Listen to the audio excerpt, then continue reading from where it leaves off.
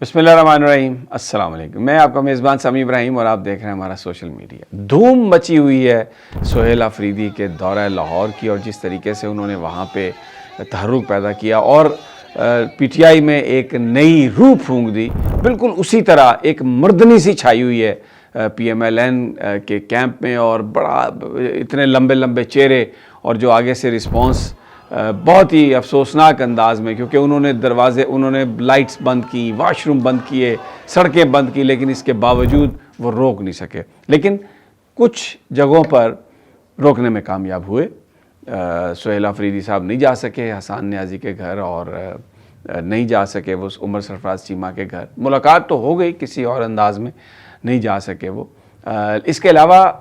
اور بھی بہت سارے معاملات میں وہاں پر بڑی ایکٹیویٹی ہوئی۔ میں آج آپ کو پوری تفصیل بتاتا ہوں کہ بیہائنڈ دا سین کیا ہو رہا تھا، اور کس طریقے سے کوشش کی جا رہی تھی کہ یہ دورہ جو ہے ناکام ہو جائے اور یہ تحرک پیدا نہ ہو، کیونکہ ہر بندہ پریشان ہو گیا۔ جس طرح لوگ رات کو نکلے، دن کو نکلے، بہت پریشان ہو گئے۔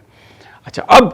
اگلے ہفتے تو انہوں نے کراچی جانا ہے، لیکن اس کے ساتھ ساتھ میں آپ کو اب خبر دے رہا ہوں کہ اس بات پر پی ٹی آئی نے بڑی سنجیدگی سے غور کیا ہے، اور یہ اصولی طور پر طے کر لیا انہوں نے کہ جو پنجاب کے دوسرے بڑے شہر ہیں، جیسے گوجرانوالا، جیسے فیصل آباد، جیسے ملتان، پھر سرائیکی بیلٹ، رحیم یار خان، ڈی جی خان، ہر جگہ پر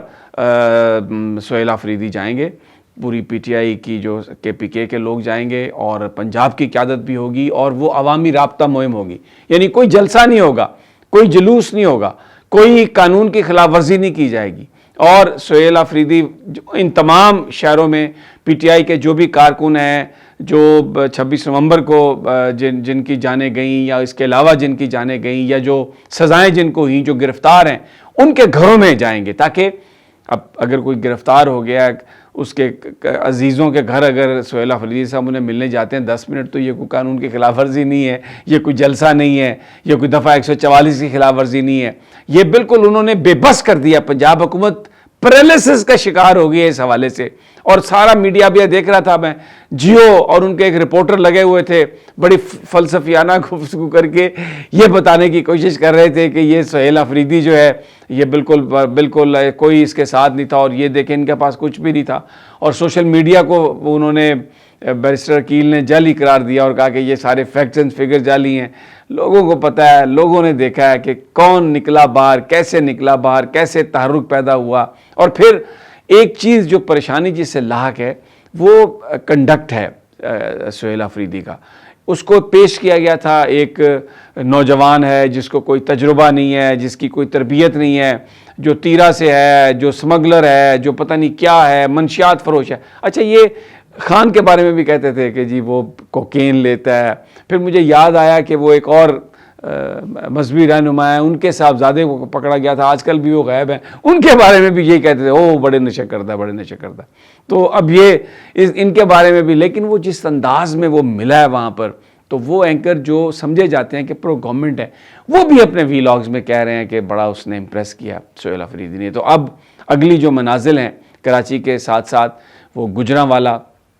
راولپنڈی، اور اس کے ساتھ فیصل آباد، ملتان، ڈی جی خان، ہر جگہوں پر سہیل آفریدی لوگوں سے ملنے کے لیے، رابطہ مہم کے لیے۔ اور یہ 8 فروری کا جو دن ہے، جو الیکشن ڈے تھا، جس میں پورے پاکستان میں یوم سیاہ منایا جائے گا، اس دفعہ جو تیاری کر لی گئی ہے، کوئی اسلام آباد آنے کی بات نہیں ہے، کوئی کہیں جتھے کی بات نہیں ہے، کوئی کسی جگہ پر آ کے قبضے کی بات ہے۔ صحیح پولیٹیکل ایک منظر ہوگا جب اگر جو پی ٹی آئی سوچتی ہے، اگر ہر شہر میں ہزاروں لاکھوں کی تعداد میں لوگ اپنے گھروں کے پاس کی گلیوں میں نکلے ہوئے ہیں، سڑکوں پہ نکلے ہوئے ہیں، تو یہ ایسا نظارہ ہوگا، ایک ایسا احتجاج ہوگا جو شاید پاکستان نے نہیں دیکھا اس سے پہلے کبھی۔ بہت عرصے کے بعد اتنی بڑی political activity, and credit goes to Sohail Afridi, جو عمران خان، اور دیکھیں اس کا آرکیٹیکٹ کون ہے، رابطہ کریں، ماس کنٹیکٹ کیمپین کا، یعنی تیاری کریں، اور وہ عمران خان کا میسج تھا۔ سہیل آفریدی نے اس کو کنسیو کیا، اور اس کے بعد وہ نکل پڑا اس کے لیے، اور اب جو لوگوں نے ایک تحرک پیدا ہوا ہے، یہ ایک بڑا احتجاج ہونے جا رہا ہے 8 فروری کو، اور اس وقت حکومت ہمیں بے بس نظر آتی ہے۔ اچھا جناب، اب 2 اور چیزیں، مریم نواز صاحبہ اور نواز شریف صاحب چلے گئے ہیں جناب دبئی۔ اچھا، خبریں سوشل میڈیا میں تو یہ پھیلائی جا رہی ہیں کہ شاید جنید صفدر کی شادی ہے اور وہ شادی کے کارڈ بانٹنے گئے، کیونکہ شنید ہے کہ ادھر جو آئے تھے UAE کے صدر، وہ بھی ایک آئے تھے، ایک پرسنل دعوت بھی تھی، اس میں پاکستان کا معاملہ بھی تھا، لیکن وہ دعوت بھی تھی، تو میاں نواز شریف صاحب اور مریم نواز صاحبہ اس لیے گئے۔ لیکن کچھ لوگ کہتے ہیں کہ جو سہیل وڑائچ صاحب کا کالم ہے، جس میں انہوں نے کہا ہے کہ شہباز شریف اچھا کام کرتا ہے لیکن ایک ونڈر بوائے کی ضرورت ہے، اس کا مطلب کہ شہباز شریف صاحب کی ریپلیسمنٹ، تو پھر اب جو مریم صاحبہ اور جو نواز شریف صاحب گئے ہیں، وہ شاید ان کی آخری منزل کہاں ہوگی؟ بظاہر تو دبئی گئے ہیں، کس کس سے ملنا ہے، لیکن ایک کیا اثر آئی ہے کہ وہ جو اس نظام کے گارنٹر ہیں وہ ان کی طرف گئے ہیں کہ جناب یہ ونڈر بوائے تو ہم ہی ہیں، تو آپ پھر اگر ونڈر بوائے کی ضرورت ہے تو اس کی جگہ یہ ہماری پتری جو ہے ونڈر گرل ہے، ونڈر وومن، اس کو آپ دیکھیں۔ بہرحال ایک ہمیں جو نظر آ رہا ہے اس وقت، ایک بڑی پنجابی میں کہتے ہیں تھڑتلی مچی ہوئی ہے سرکاری حلقوں میں، وفاقی حکومتی حلقوں میں، کہ اچانک یہ جو PTI اور جو سہیل آفریدی نے جو ایک معاملہ کھڑا کیا ہے اور ورکرز میں تحرک پیدا ہو گیا، ہر طرف PTI کا آدمی بات کر رہا ہے، اور جو سب سے بڑا امپیکٹ کہ وہ جو ایک فیئر فیکٹر تھا، وہ جو ایک خوف تھا، اس کو بت اس کا پاش پاش کیا۔ آپ کو میں نے کہا تھا کہ میں ایک اور خبر بھی بتاؤں گا آپ کو کہ بیہائنڈ دا سین کیا ہوتا رہا۔ اتنے صحافی ملنا چاہ رہے تھے سہیل آفریدی کو کہ انہوں نے کیٹیگریز میں تبدیل کر دیا، anchors, reporters, beat reporters, bureau chiefs, لیکن اس میں بیورو چیفز جب ملنے کے لیے آئے تو پھر ان کو ٹیلی فون آئے،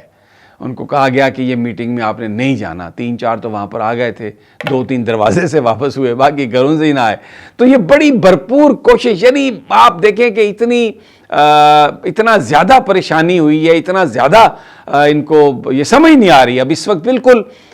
ایک ایسی جگہ پہ آ گئے ہیں کہ یعنی ایک بچہ ہے نا، وہ رو رہا ہوتا ہے تو آپ نے مارا ہے، اس کو بہت مارا ہے، لیکن وہ بچہ چپ نہیں ہوا، بچہ پھر بھی رو رہا ہے، اب سمجھ نہیں آ رہی کہ کیا کریں۔ تو پچھلے 3-3.5 سال سے 4 سال سے PTI کو مار کے ادموا کر دیا، ٹی وی پہ چلا دیا کہ بس ختم ہو گئی اور گلیاں ہو گئی ہیں سنیاں، مرزا یار پھرے گا، لیکن وہ سہیل آفریدی نے سارے بوتی پاش کر دیے، وہ سہیل آفریدی نے سارے جو فیئر فیکٹرز ہیں وہ سارے کے سارے اڑا کے رکھ دیے۔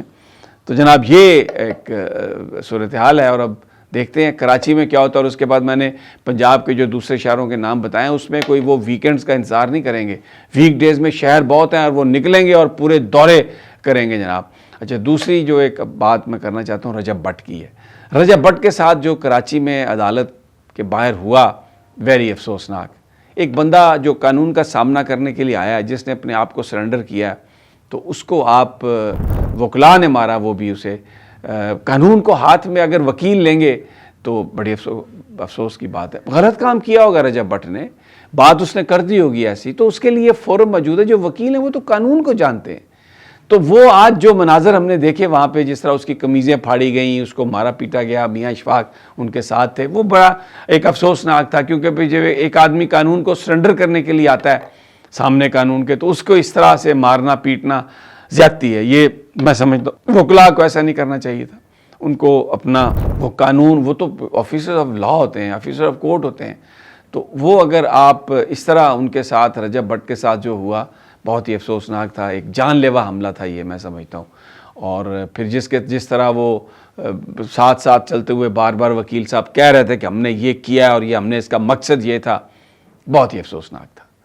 میں سمجھتا ہوں کہ یہ اب ویجیلنٹے سٹیٹ بن گئی ہے جناب، جس کی لاٹھی اس کی بھینس۔ جب آپ ماورائے عدالت قتل شروع ہو جائیں، جب وہ جو CCD ہے وہ لوگوں کو مارنا شروع ہو جائے، پھر ہر بڑا آدمی کہتا ہے ٹھیک ہے ہم بھی ماریں گے، تو وہی آج ہم نے دیکھا۔ تو پورا جو ایک لا اینڈ آرڈر ہے نا، ختم ہو کے رہ گئی ہے اس ملک میں، اور یہ اب ایک جنگل بن گیا ہے۔ آنیسٹلی میں آپ کو بتاؤں، یہاں پہ لوگ خوفزدہ ہیں، میں بھی خوفزدہ ہوں، سب خوفزدہ ہیں کہ کیا ہوگا کس کے ساتھ، کب کس کو اٹھا لیا جائے گا، کب کس کو مارا جائے گا، کب کس کو پیٹا جائے گا، عدالتوں سے کیا کسی کو ریلیف ملے گا۔ نہیں، یہ وہ عدالت گیا ہے سرنڈر ہونے کے لیے، اور کیا ہوا اس کے ساتھ، اور کیا کیا سندھ ہائی کورٹ نے، کیا کیا عدالت نے، کچھ نہیں ہونے والا۔